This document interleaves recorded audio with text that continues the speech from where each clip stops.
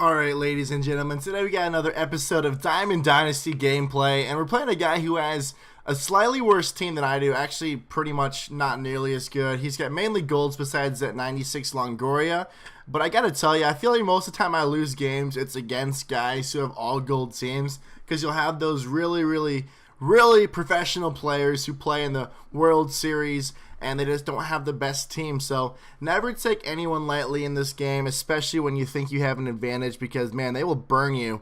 Early in the inning though, he's already got man on second with Charlie Blackmon. I swear, Blackmon's the type of player that no one can ever get out, especially when he has a righty-lefty matchup. It just seems like he's one of those players who is just a nuisance to everyone. Last year and even this year, Ryan Braun and Anthony Rizzo are very similar in that sense. But luckily, we are able to get out of that inning unscathed. Lance McCullers on the mound facing against Carlos Martinez. Martinez I've only faced once, and that was before he was upgraded. So I'm not sure how good he's going to be against me here. He does have a really deadly slider.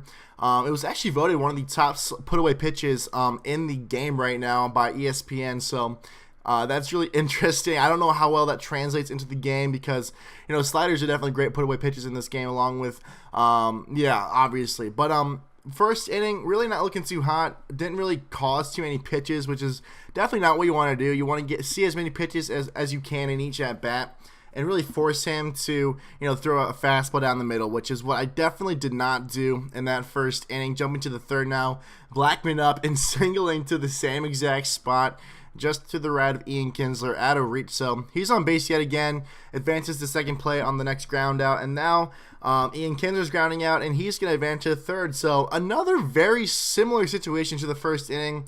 Rizzo up again. Hopefully we can get him out because, you know, it's not looking like I can hit too well right now. You know, we're 3 innings deep, or 2 and 2/3 innings deep, and I still haven't scored any runs or gotten any hits yet. So definitely lucky that we're getting Rizzo to ground out here, and we really need to get the bats going against Martinez, especially since McCullers is looking pretty solid so far, so definitely want to reward him with some run support. Starting off with the bottom tier of our lineup right now with Carlos Beltran with Griffey on deck, and he's actually going to draw a walk on a pitch that I actually got called my favorite. Rarely happens nowadays, it seems like.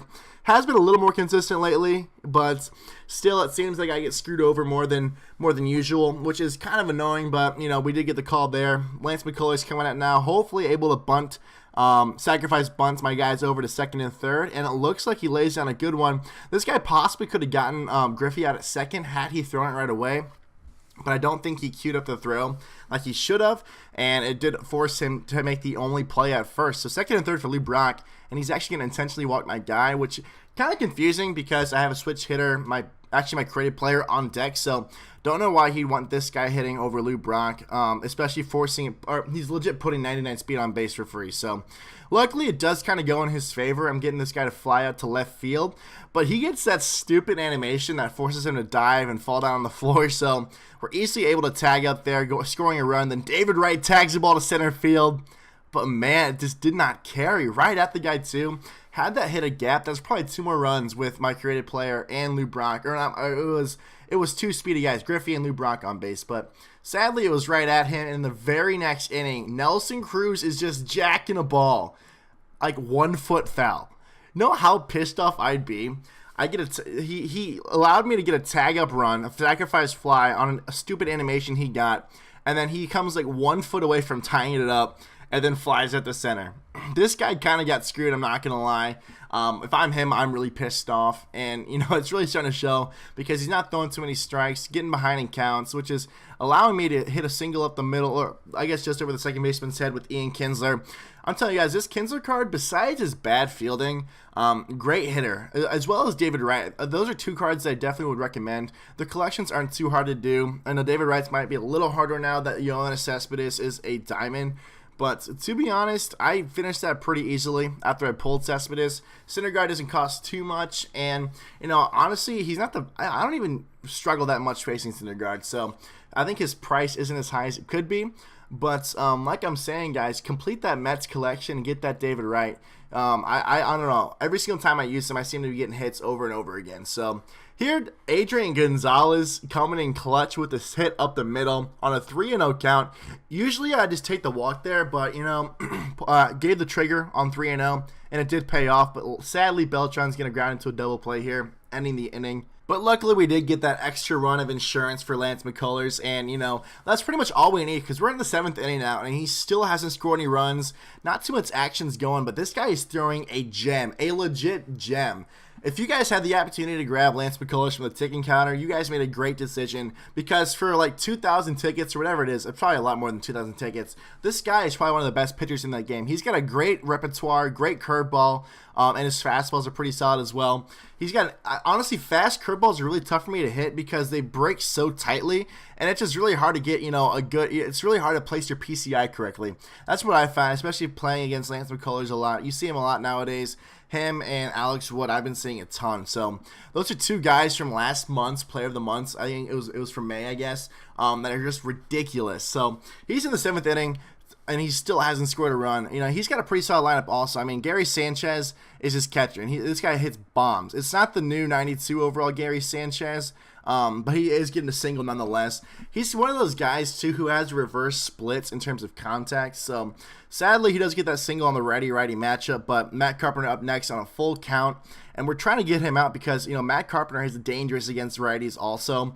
But thank God getting him to strike out on a curveball that just was a front door, man. That perfectly spotted. I mean, I don't know. So great work by Lance McCullers. We're bringing in the next guy, and Blackman's getting on base again. Like, that was an easy play for my dude to make at first. Victor Martinez. No, that was Adrian Gonzalez. And Gonzalez actually has good speed. So that kind of pisses me off that he wasn't able to make that play. And then he goes ahead and makes the second somehow. I swear, I thought I got Blackman out stealing there. Strike him out, throw him out. But apparently I did not. Luckily, we're getting Rizzo to strike out again. I mean, I think he's 0 for 3 with runners in scoring position with Rizzo. And then Evan Longoria, the 96 overall, is going to strike out on a perfectly placed cutter. So going to the bottom of the 8th, now top of the 9th, we have a great lead for Craig Kimbrell. He's got Nelson Cruz, who's looking for blood right now, guys. He was just short of the home run last at bats, and, you know, you saw this guy can bop. He hits dingers. He hits taters. And we really just need to get him out because I'm not trying to get people on base or keep the game going longer than it needs to go, especially with only a 2-run lead. You know, those are so dangerous nowadays. It seems like anything can change so quickly in this game. Momentum changes so fast. It's just really risky.